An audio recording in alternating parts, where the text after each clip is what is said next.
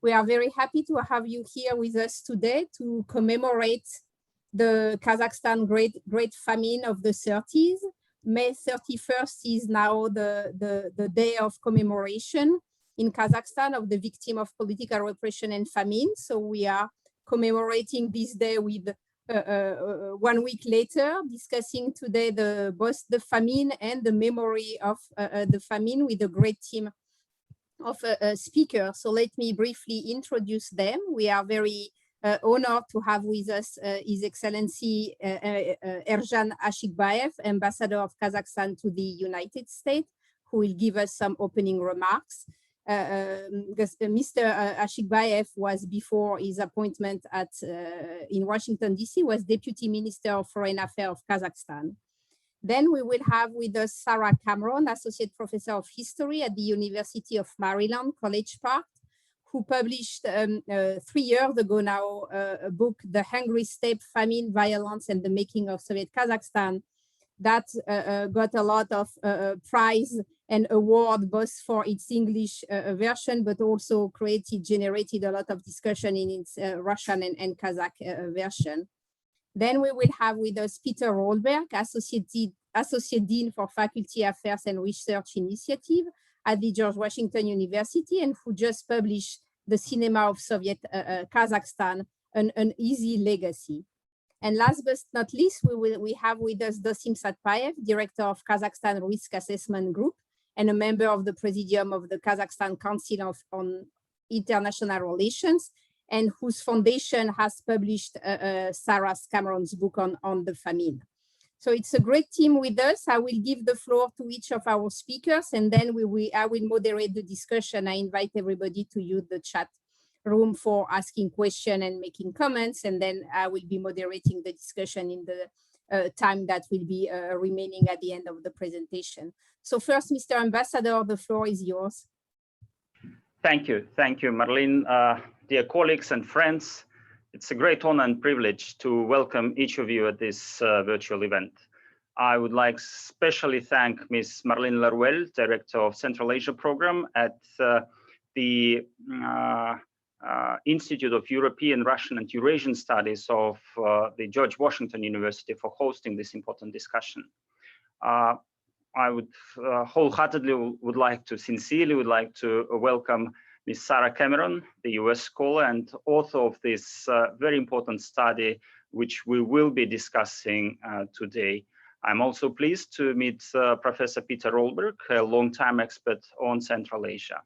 And I would also like to cordially thank Mr. Dosim Satpayev, prominent Kazakhstani political scientist, for his participation. And as a reader, I would like to thank for his efforts to translate the book into Kazakh. And let me tell all of you that this book became a bestseller in our country's bookstores and created a lot of discussion. And we are continuing those discussions here. So the topic of famine, or as we call it in Kazakh, Asharshylyk, that took place in Kazakh steppes in the 20th and 30s of the 20th century, is one of the gravest tragedies of Kazakh people. And even though the famine back in USSR, the famine affected different regions like Ukraine, you know it from Holodomor, the Kuban region, the Volga region, Western Siberia, the Kazakh steppe witnessed the biggest devastation. According to some estimates, the total number of victims varies from 1 million to over 2.5 million. In other words, we lost from about 30 to 40% of the Kazakh population. And more to say, more than 1 million people of Kazakhs, ethnic Kazakhs, were forced to flee to neighboring countries. The famine rendered Kazakhs a minority within their own country. And only after independence in 1991 did Kazakhs recover a slim demographic majority. The immediate result of collectivization in Kazakhstan included tenfold decrease of livestock population. And since many Kazakhs were pastoral nomads, this situation has significantly changed our traditional way of life, which had a 1,000-year history. And it was only after Kazakhstan became independent that large-scale studies of the Kazakh famine were carried out. However, a lot of facts yet to be discovered and disclosed. To commemorate this day and the 30th anniversary of independence, a 3-volume collection of unique documents called Asharshylyk, Famine 1928-1934 was published this past May on the eve of the Remembrance Day of the victims of political repression and famine in Kazakhstan on May the 31st. And in his article, Independence, the most precious thing, President Kassym-Jomart Tokayev outlined that the mass famine in Kazakhstan has not been comprehensively studied. And President said, and I quote him, "Poor information and different opinions about the causes of famine are misleading the society. Therefore, it's our sacred duty to pay tribute to those who perished in those tragic years. There is no future without a past, which means that these lessons of history must be studied carefully and objectively as possible. In studying Asharshylyk tragedy, Kazakhstan fully relies on scientific approach without politicizing this issue, but to ensure historical accuracy. This is the essence of our position, of our views regarding the Great Kazakh Famine." Dear participants, today we hold this important discussion with historians and experts like you, as I'm sure that your expertise will make a valuable contribution to the study of these tragic events. I very much look forward to our interesting discussions, exchange of views, and I thank you for your attention. Thank you so much, Mr. Ambassador, for your welcoming remarks. And I now would like to give the floor to Sarah. Hey, thank you. Thank you so much for that kind introduction. Ambassador Ashikbayev, respected guests, it's an honor to speak to you today about such an important topic. The Kazakh famine of 1930 to 33 ranks as one of the great crimes of the Stalinist regime and one of the defining events in modern Kazakh history. The crisis, which was sparked by Stalin's program of forced collectivization, led to the death of roughly a third of all Kazakhs. We know, of course, that other areas of the Soviet Union suffered terribly from famine during Stalin's assault on the countryside, including Ukraine and parts of the Russian heartland. But the Kazakhs had the highest death ratio due to collectivization of any people in the Soviet Union. More than 1.5 million people perished in the Kazakh famine out of a total population of around 6 million. As the ambassador has already noted, Kazakhs became a minority in their own republic, and they would not constitute more than 50% of the population in Kazakhstan again until after the Soviet collapse. It's clear that the famine profoundly shaped modern Kazakhstan, and in many respects, we could argue that Kazakhstan and Kazakh society are still dealing with the famine's long-term effects. For many Kazakhs, particularly those who lost loved ones during the disaster, it remains a deeply painful episode in their society's past. And it's also striking to me as a scholar that if we compare the Kazakh famine to other well-known episodes of Stalinist violence, the Ukrainian famine, for instance, or the Katyn massacres, much less is known about the Kazakh case. There are simply fewer studies and many more unanswered questions. The reasons for this neglect are many. The famine remains a sensitive topic in Kazakhstan, and some in Kazakhstan may fear that further inquiry into the famine will upend Kazakhstan's relations with Russia. In the West, historians of the Soviet period have tended to focus on the Soviet Union's western half. They've neglected or downplayed crucially important events in the Soviet East, like the Kazakh case. Finally, I believe the fact that Kazakhs were nomads is a really important reason for why the disaster has been overlooked. Various stereotypes or biases about nomadic life, including the idea that somehow starvation amongst nomads was sort of natural or inevitable, these have long colored our view of the event, and they have prevented us from seeing the Kazakh famine for the violent assault that it really was. But on this occasion, which by some measures marks the 90th anniversary of the famine, of course, if we count back from the 31 starting date, today now is 2021, that would make it the 90th anniversary. I think it's important not only to note some of the factors that have impeded or continue to impede research on the famine It's also important to celebrate some of the really important steps forward on the issue of the famine that have been made in recent years, because there's actually been an enormous amount of movement. First, and on a very basic level, we are all here. I have worked on the issue of the famine for more than a decade, and I can say with confidence that this is the very first public roundtable devoted to the Kazakh famine in the United States that I can remember. I'm looking at the participant list here. We have over 74 participants. I believe that is also a significant step forward and an achievement. I commend the ambassador and the embassy for sponsoring such an event, and I hope it will be the beginning of many more discussions and research on the famine. Because as I hinted in my remarks, many important unanswered questions related to the famine, ranging from the exact number of people who died in the famine to the regional distribution of these deaths, many of these questions remain. And after a long period of neglect, I think we can say that since 2018, there has been a genuine upsurge of interest in this topic in Kazakhstan. Citizens of Kazakhstan are eager to learn more about their country's history. This is really important for many reasons, not least of which is the fact that we need to train future historians and scholars of this topic. In Kazakhstan, the subject of the famine has largely been the territory of a single generation of scholars, those who began research in the early 1990s, when the famine first became an object of scholarly inquiry. With a turn away from the famine in Kazakhstan in the late 1990s, few younger scholars took up the topic. And when I was actually conducting my own research on the issue, it was actually difficult to find Kazakh scholars who were actively researching the famine. And as some within this older generation of scholars, those who first published in the early 1990s, pass away, I think it's now crucially important to prepare a new generation of Kazakhstani scholars of the famine. Second, another important milestone, I think, which the ambassador has already hinted at, is that there's been this enormous outpouring of significant document collections related to the famine in recent years. I'm thinking in particular of the important tragedy of the Kazakh Aul series, produced by the Presidential Archives, as well as the 3-volume Asharshylyk series that was presented by Speaker Malan Ashikbayev to President Kassym-Jomart Tokayev just a few days ago. Many of these documents were already available to researchers in the archives, but publishing them in a volume is a really important step forward. It makes some of the crucial facts about the Kazakh famine available to a wider public. Ordinary people, not just specialized researchers, can see for themselves what happened.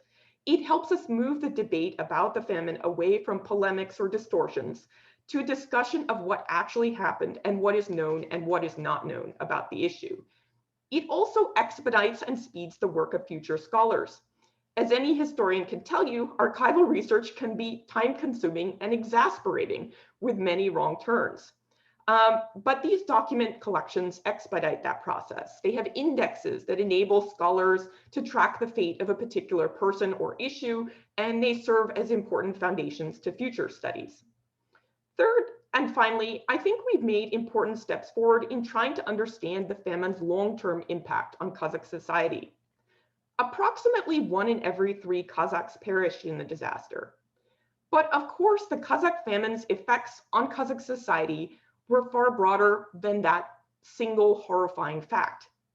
The disaster affected the practices, culture, health, and mentality of those who were fortunate enough to survive in ways that we are still struggling to understand. Some recent studies provide us with examples of ways to move forward on this issue.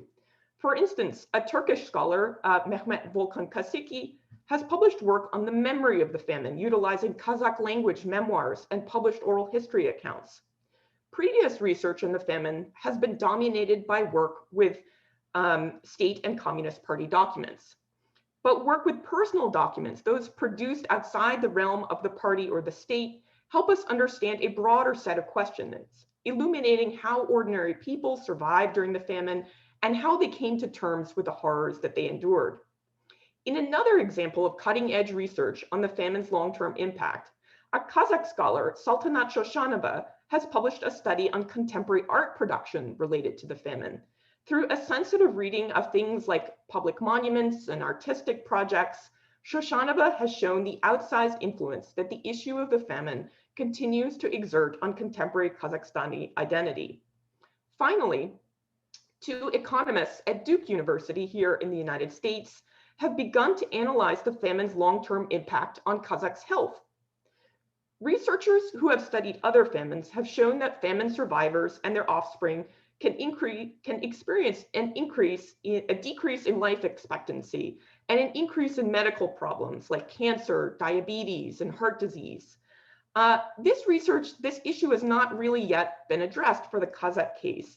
But in an initial study, these economists have found that the children of those who survived the Kazakh famine were actually shorter than their peers. Such findings, of course, have important implications for how we understand the disaster's overall impact on Kazakh society. All of these new developments and research trends, I believe, greatly enrich our knowledge of the famine. I hope that research on this crucially important issue will continue to move forward in years to come. Thank you.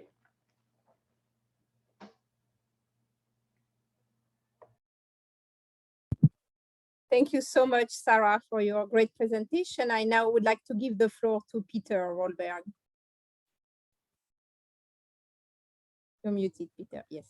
Thank you very much, Marlene. Thank you for the honor to be invited to this event. And I want to look at the memory of the famine through the angle, or from the angle of cinema. The reason why I chose this topic was that not long ago, a Kazakh filmmaker, Marina Kunarova, released a film, The Crying Step, which was also nominated for an Oscar. It was not shortlisted, but Kazakhstan actually nominated it. And one statement that was made in the discussion about this film surprised me. It said that this is the first film that was devoted or has been devoted to this topic.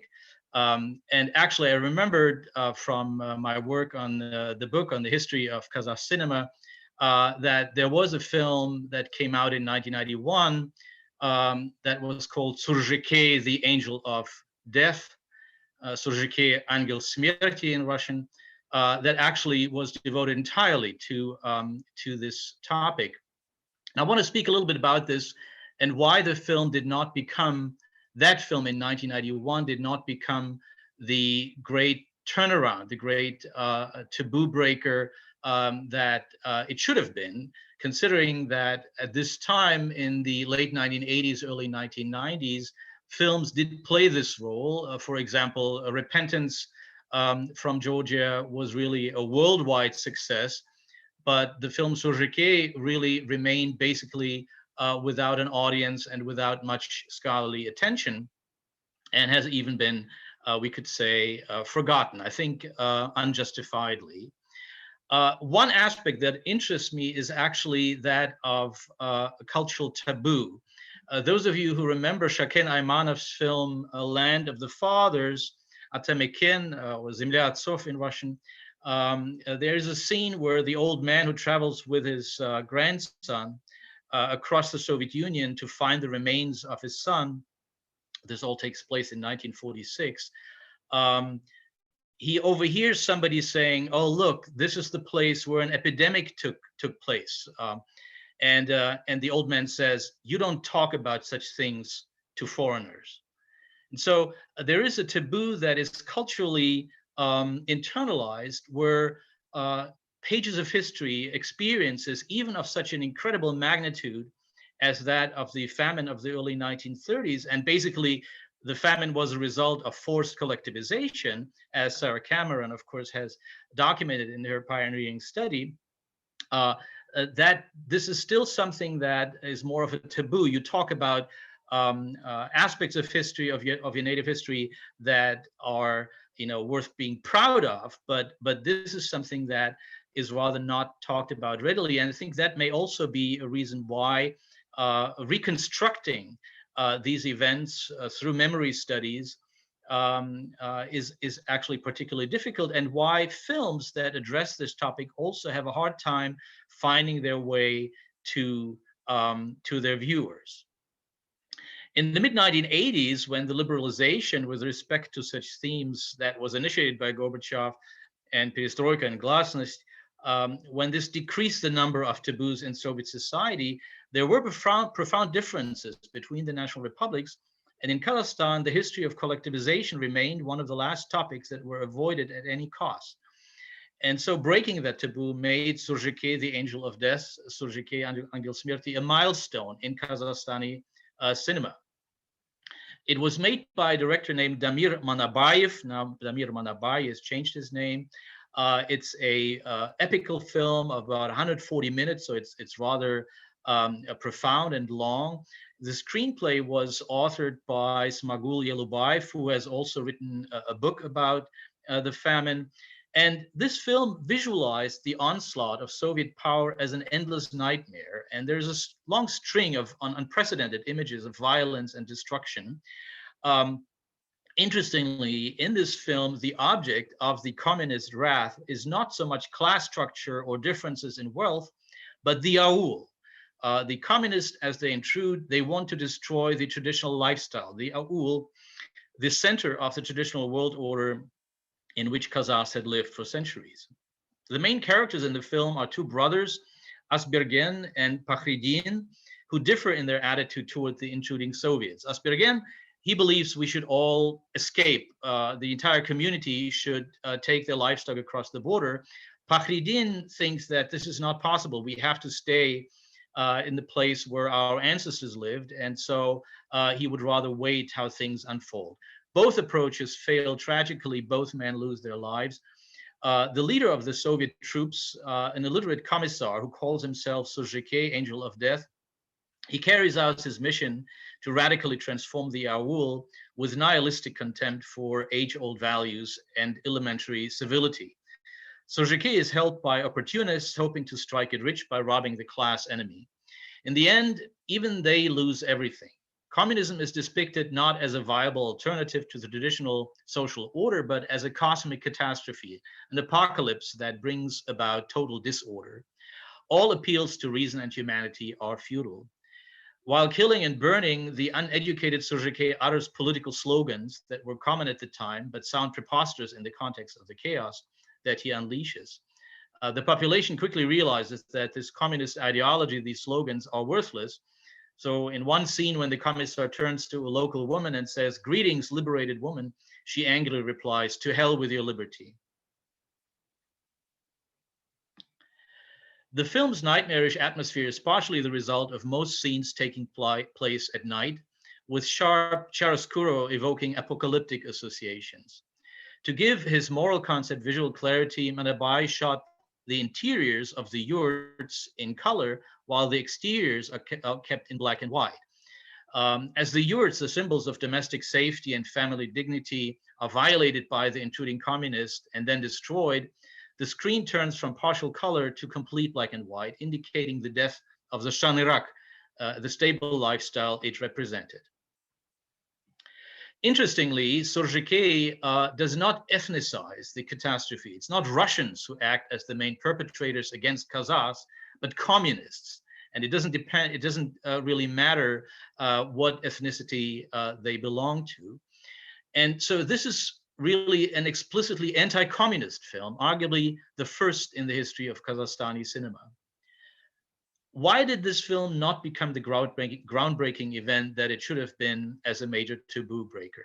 Some reasons are intrinsic. It's a very slow narrative. And so there are a lot of symbols that are complicated. There's less narrative cohesion. The characters are not so much the focus, but the aul as a whole. There's emphasis on visual expression rather than psychological tension. And it takes an educated, patient viewer to fully take in the aesthetic power of this film. So there are reasons that would actually make this film, as it's called, an art house picture. So with a rather limited audience. But in my view, it still deserves to be reviewed and to be watched again in the circumstance of its time. And that will also do it some justice in the context of new claims, since this really was the first time that the famine had been thematized in a feature film that came out of Kazakhstan. So the fact that this film and Damir Manabai, that they don't have any followers, is really actually tragic, but it's also worth thinking about why this topic is not really a hot topic, so to speak, in a Kazakhstani culture, regardless of whether historians will find deep and complex approaches to it or not.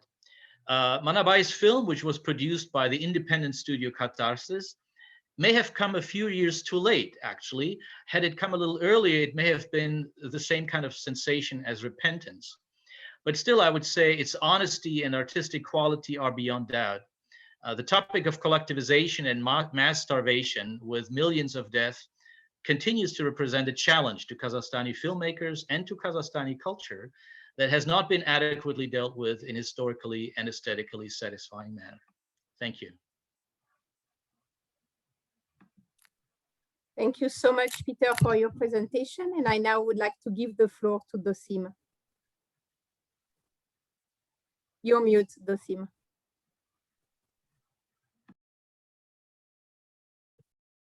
Dosim, can you unmute yourself? Well, Yes. It's okay? Yeah, now Okay, we can hear you. Sorry. Yes, sorry, yes.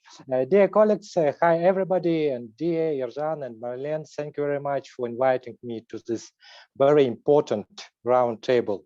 And of course, I am grateful to Sarah Cameron for an interesting and remarkable book that I believe plays an important role in shaping a new scientific historical narrative associated with a part of the Soviet history of Kazakhstan, which was hidden and distorted for a long time.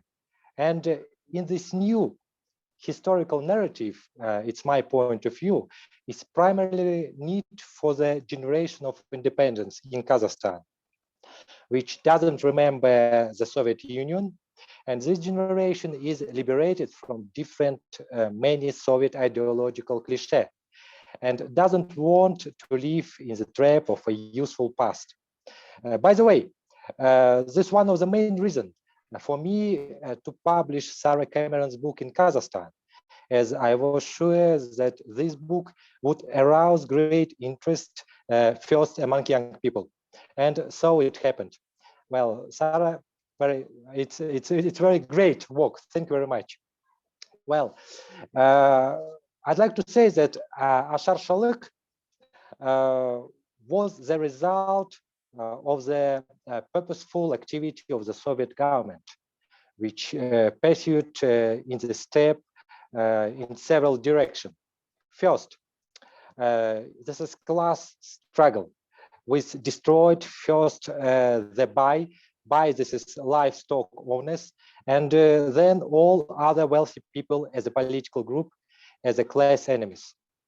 And second is the destruction of nomadic lifestyle within the framework of the Soviet planned economic model through violent collectivization and industrialization.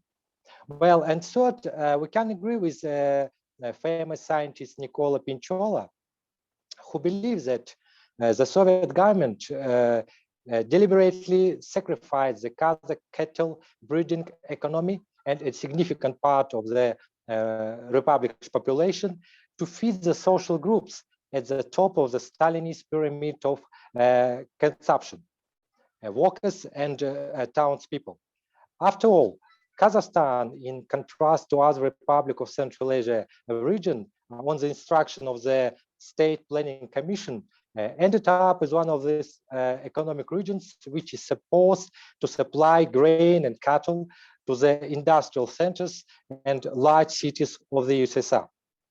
As a result, for example, the famous Kazakh writer and public figure Murat Avezov calls this tragic period in the history of Kazakh people the death of the nomadic civilization, with its traditional system of values and its own form of identity through language, culture, customs, family ties, and etc. Well, famine in this step formed the Soviet people, the Soviet elite, the Soviet history based on the ideological useful past. And here we come to another very important question, which it seems to me it requires no less in-depth research. And Sarah Cameron in his speech mentioned about this topic. Did the famine of the 1930s, which is a collective trauma, leave any traces in the modern post-traumatic Kazakh society? Yes, it's one of the main questions. Modern Kazakh society, this is Kazakh society, post-traumatic society or not? Because I believe this is a point of view in the framework of research of the Asharshylyk, maybe now one of the important for us. Well, that is trauma studies for Kazakhstan, I believe, is an important area of study of the consequences of Asharshylyk for the collective consciousness of the nation. As noted by the Kazakh scientist Aynash Mustoyapova, the terrible events of the 20th century that took place in Kazakhstan led to very rapid, cruel, and radical changes not only in the way of life of Kazakh people, but also in the system of values, the nature of social relations. The nation has suffered too much trauma in very short span of time. Well, for example, the artificial formation of Soviet identity, according to the formula, I'm first a Soviet person and then I Kazakh, after the collapse of Soviet Union, lead to an identity conflict in contemporary Kazakh society.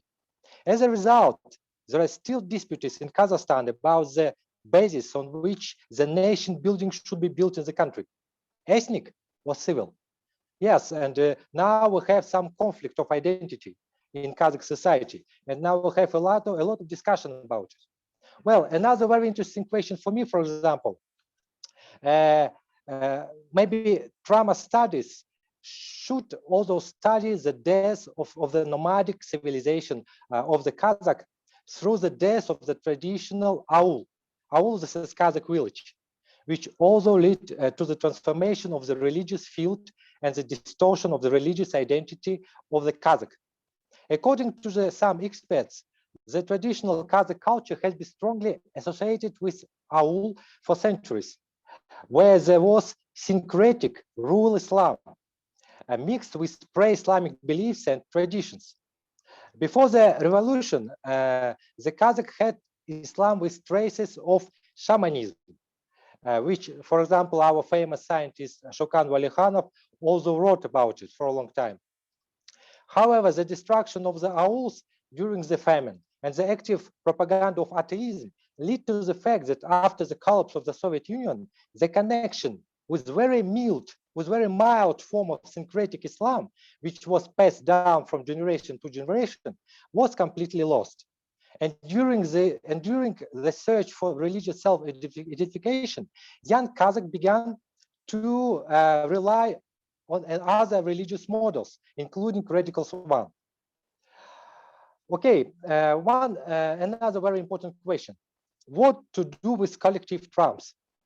And I quite agree with some point of view that maybe it's necessary to write history, and it's necessary to write different stories, so as not to run away from a traumatic historical experience, but to tell our children about this trauma openly and honestly. But even after the collapse of the Soviet Union, in a certain part of Kazakhstani society now, which is influenced by the Russian information field, and that's why the Soviet historical narrative is still strong now.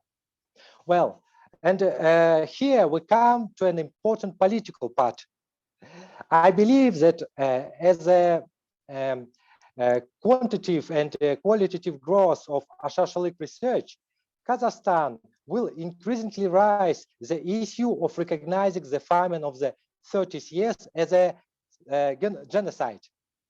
If we use the original definition of genocide proposed by Raphael Lemkin. Well, now in Kazakh society, now we can see very strong discussion about Asharshylyk and about some connection between Asharshylyk and genocide. Well, and I'd like to say that, of course, for a long time, for example, our Kazakh authorities very often emphasize we shouldn't too politicize this topic.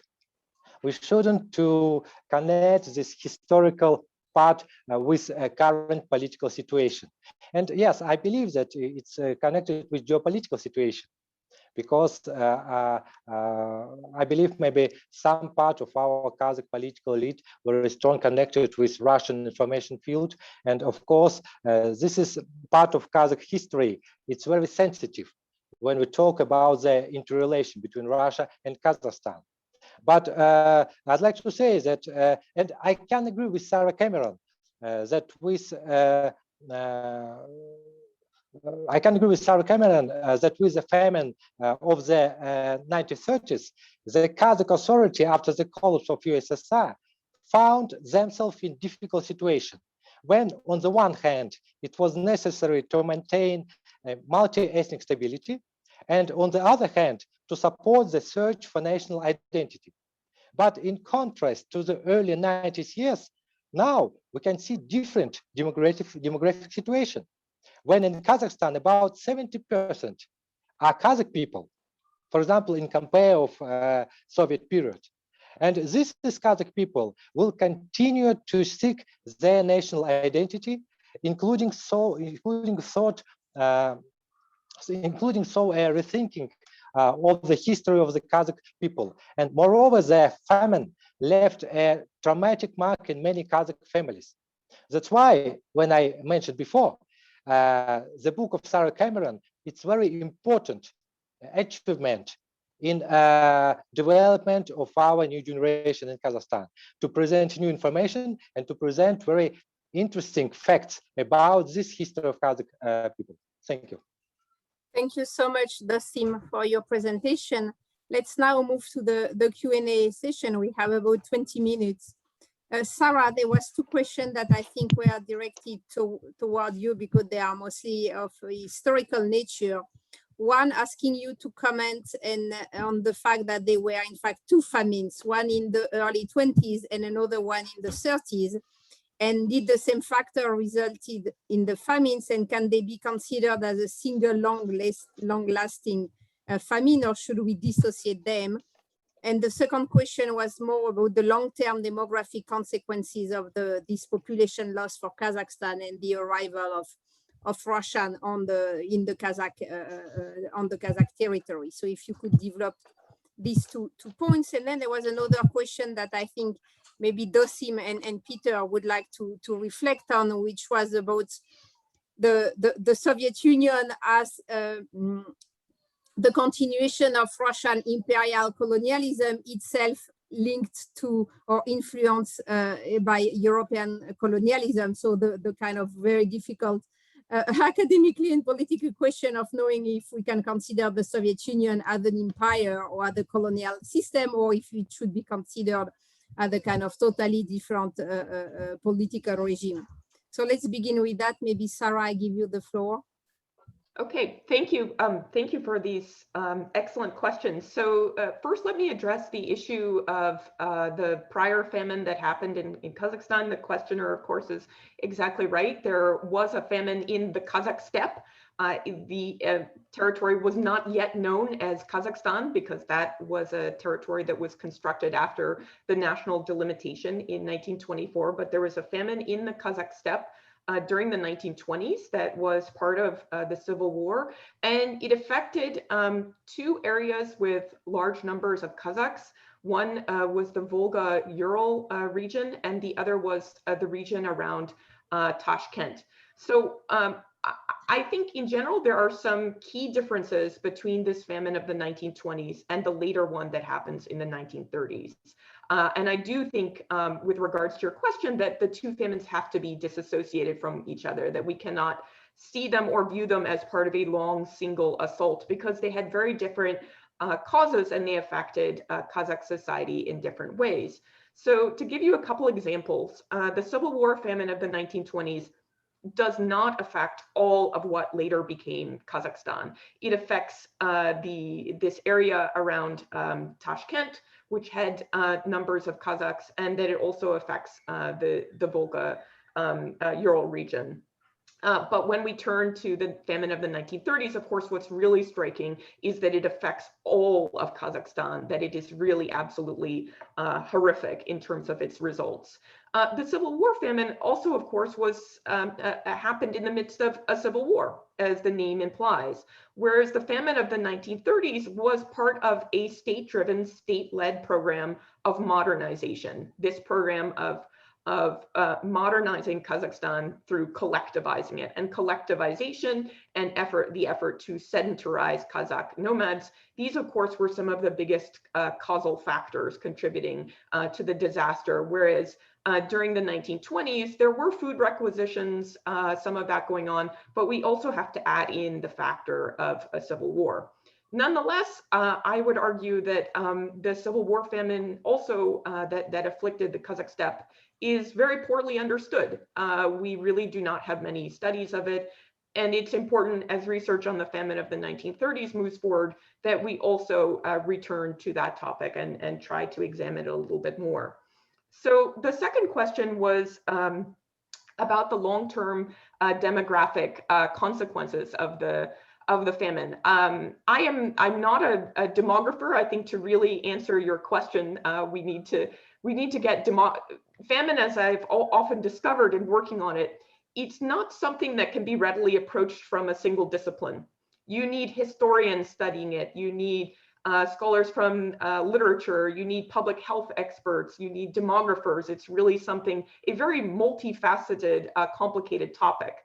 Nonetheless, I can say a few things about it. So first, of course, we know that the famine led to very dramatic losses in terms of the ethnic Kazakh population that dramatically declined after the famine. But as your question hints at, another consequence was that as Kazakhs begin to die during the famine, the Stalinist regime actually moves in outsiders into Kazakhstan. So that, for instance, they build this giant gulag, forced labor camp, Karalag, in the middle of the steppe, actually forcibly moving away some of the Kazakh nomads who used to live there. So you literally have settlers coming in from the outside, from the west of Russia, so Russians, Ukrainians, Poles, others, who are at times taking the very places where Kazakhs who died during the famine used to live. So Karalag, this is one source of people coming in during the famine, the construction of Karalag. It becomes one of the biggest and most long-lasting gulags in the Soviet system. Another source of people coming in is, even during the height of the famine, you have free agricultural settlers coming in from other parts of the Soviet Union.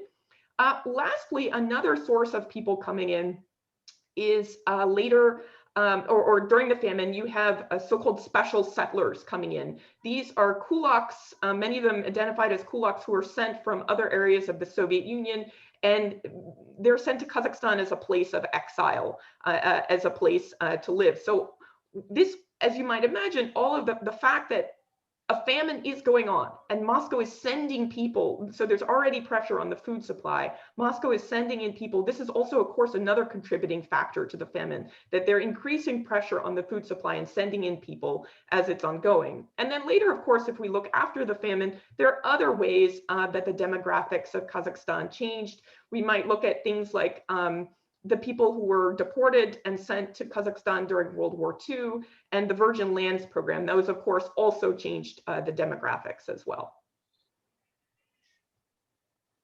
Thank you, Sarah.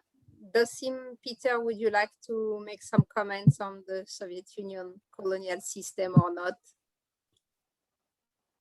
Maybe Kassym should go first. Okay, Peter, you first. Well, I mean, it's a very complex issue, but one thing I want to say is one should not underestimate the force of Soviet ideology. Communist ideology is in principle anti-religious and anti-national. And therefore, when we try to apply concepts such as colonialism, as if there were some ethnic empire that goes out and colonizes other places, that actually reduces the facts of Soviet history in a way that I think distorts them. And so one should really see that ethnicity and nationality were completely secondary from a Soviet communist standpoint. First and foremost, you were supposed to be Soviet and communist in your ideology, and therefore that was really the motivator. This was the main motivational energy where these genocides actually came from, because the effects, of course, were genocidal. They were genocidal in many places, also genocidal vis-a-vis some parts of Russia. And that is one of the paradoxes. But if we don't take into consideration communist ideology, it will not be possible to do justice and to fully understand why these things happen. The causality is not comprehensible without this ideology. Mm-hmm. Okay. Kassym, yes. Well, if you look to the modern Kazakh society, you can find very interesting situation, very big division between different groups. Some part of people who live in Kazakhstan now under the very strong influence of Russia, mass media, Russia, politicians. Well, and yes, of course, some part of them, they believe that Russia now is, like I said, big brother. Well, the such a situation we can see in Soviet Union. Another part I mentioned about this part is this new generation, Kazakh language young people. Yes, this is people believe that Kazakhstan during the Soviet Union was like a colonia, as a colony. That's why we should to decrease colonial thinking, and we should to pay more attention to find own way in the research connected with the Kazakh history, Soviet Kazakh history. Well, but now we can see maybe some contradiction between two models of historical research. If you look to Russia, you can see that Mr. Putin, for example, now try to establish very interesting construction. I called retrospective patriotism. Retrospective patriotism, when he tried to mix some part from Tsarist regime, some part from Soviet Union, and maybe some new ideological model. And that's why, for example, in Russia, we can see attempt of Russia authority to increase the role of Stalin, for example, in Soviet period. But in Kazakhstan, we can see very strong negative reaction to this process. Well, because a lot of people here in Kazakhstan, when I say about the Kazakh language people, because these people try to talk about the Asharshylyk, these people try to talk about the Alashorda, these people try to find a lot of information about activity of Mustafa Shokay. Yes, these people believe that Stalin, one of the great image of colonial policy of Soviet Union in Kazakhstan.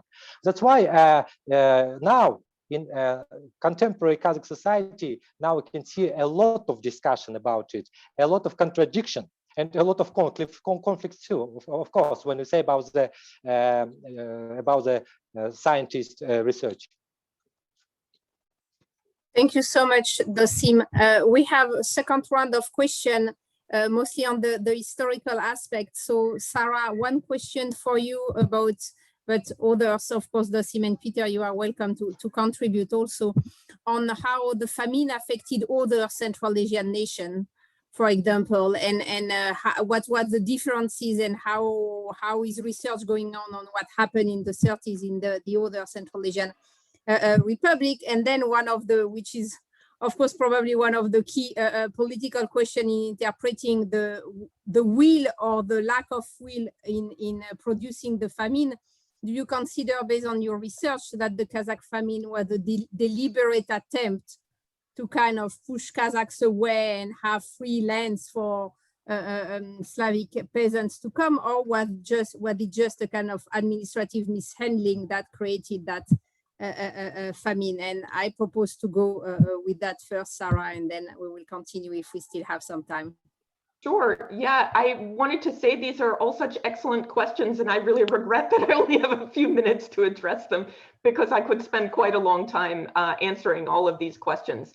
But let me first try very briefly to address the issue of was it deliberate versus mismanagement? Well, of course, we have to say that it was both.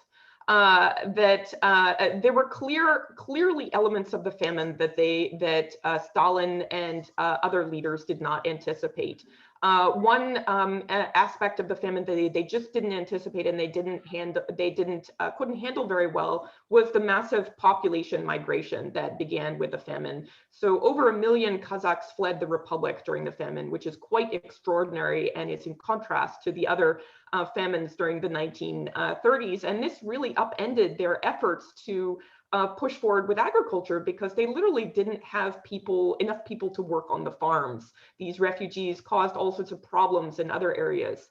Another aspect of it that was mismanagement was they wanted to build up Kazakhstan's livestock supplies, but over 90% of the animals in the republic perished over the course of the famine. So it was an economic disaster. You know, if their goal was basically to build up the economy, the short-term results of it were disaster. On the other hand, we do have to point to other aspects of the famine where the Stalin and other leaders clearly anticipated what was going to happen.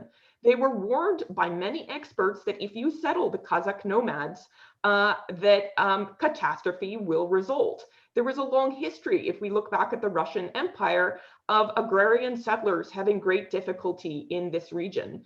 So I think we can say, in many senses, it was a very deliberate attempt to exterminate Kazakh culture, to exterminate Kazakhs as nomads, as a nomadic society. We can certainly see elements of that, but we can also see elements of mismanagement worked in. And this is what makes it such a terribly difficult puzzle for historians. Is a famine is a very, very complex event, human event, as I tried to stress.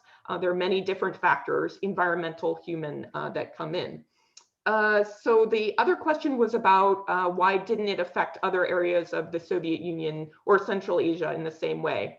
Again, really important question, and it's one that I feel that we cannot yet adequately answer, in part because we need more studies of some of the other areas with large numbers of nomads. So for instance, Turkmenistan during the famine, Kyrgyzstan during the famine, and so on.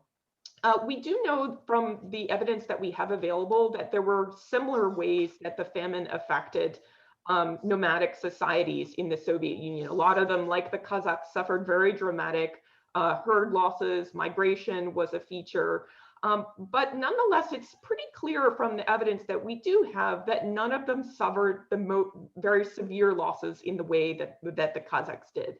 Why is this so? Well, if we look to one example actually outside the Soviet Union proper, but nonetheless relevant, is Mongolia. Mongolia was a Soviet satellite state. People were nomadic. One reason why they don't suffer as much is because collectivization moves forward and Stalin actually pulls it back in the midst of collectivization. So that's one clear example. I think if we look at other places like Kyrgyzstan and Turkmenistan, other nomadic societies, perhaps one reason is that they were not simply developed by Stalin in the same way. They were developed more as parts of them more as zones of cotton production rather than food production. And they were part of the Central Asian Bureau, whereas Kazakhstan was not part of that bureau. That might help us explain it.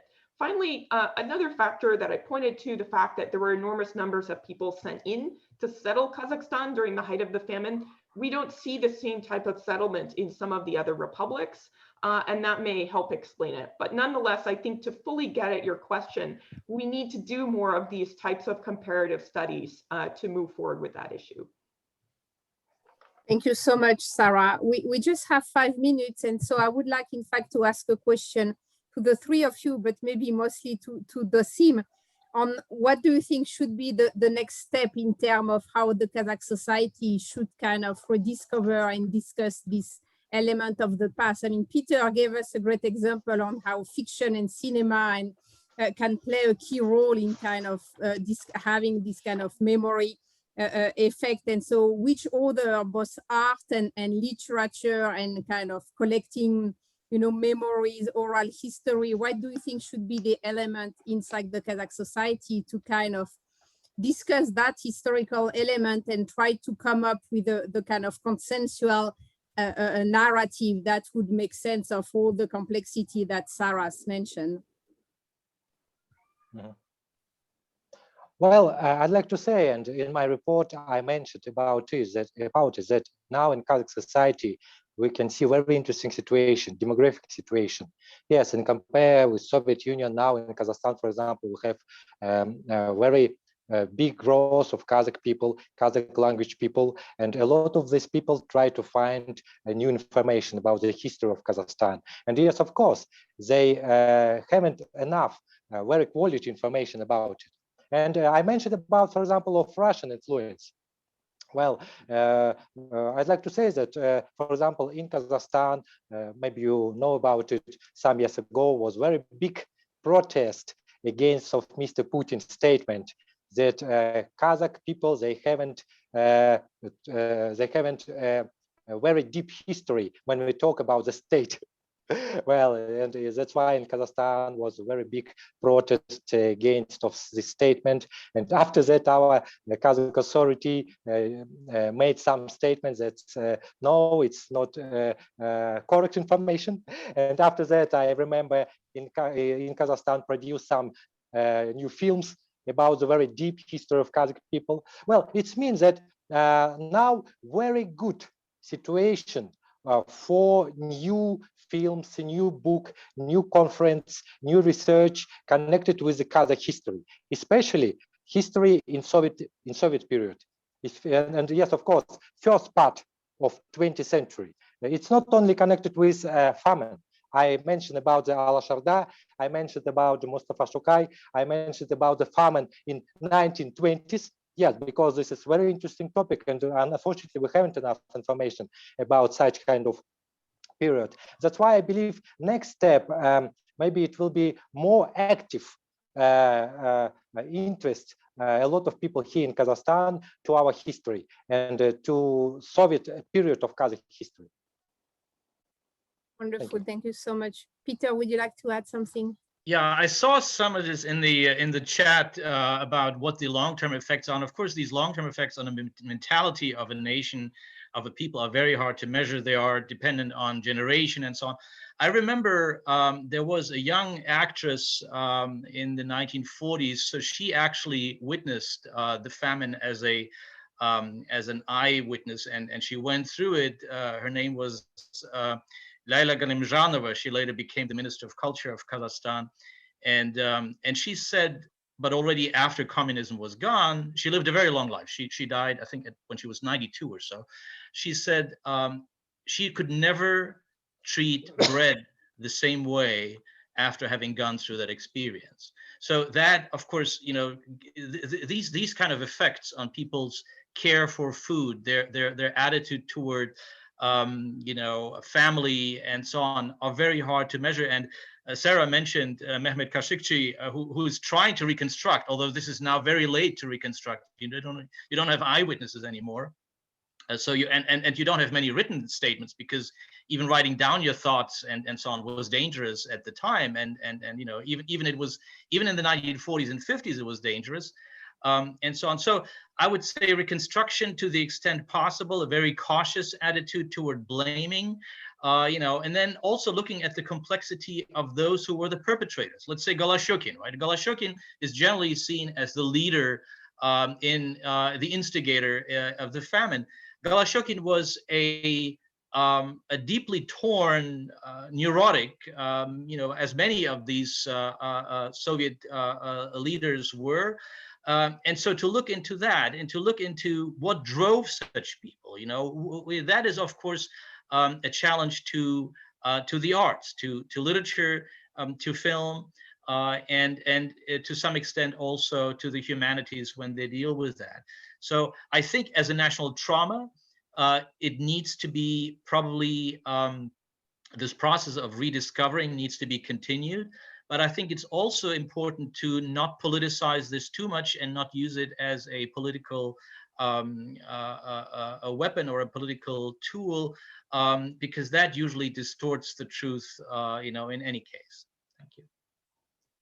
Thank you so much, Peter. Sarah, would you like to have the concluding word? I don't think so. I think I, addressed all of the questions. It's right at 11 o'clock. So, but I'm happy if anyone would like to contact me with further questions, I'd be happy to discuss with them. Wonderful. Thank you so much, Sarah. And yes, as you said, it's already 11, so it's time for us to conclude. I wanted to thank all our participants, our three great speakers, and of course, especially Mr. Ambassador for helping us organizing that event. We are really happy to cooperate with the embassy in discussing everything related to history and culture of Kazakhstan.